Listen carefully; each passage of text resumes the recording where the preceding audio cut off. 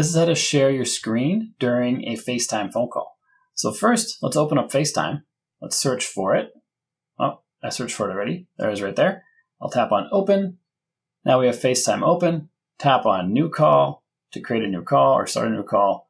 I'm just going to look for myself on here. I'm going to phone myself because that works for some reason.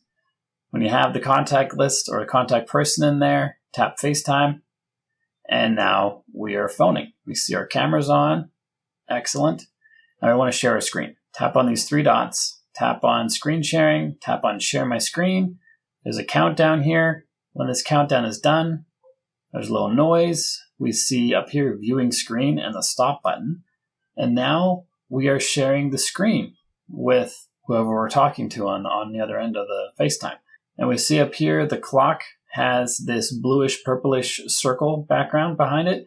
That means FaceTime is on and we're sharing in FaceTime.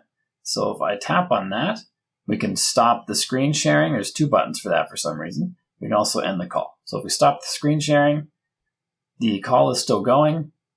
It changes to the regular FaceTime green up here for the clock. And then we can continue FaceTiming or end the FaceTime, however you want to do it.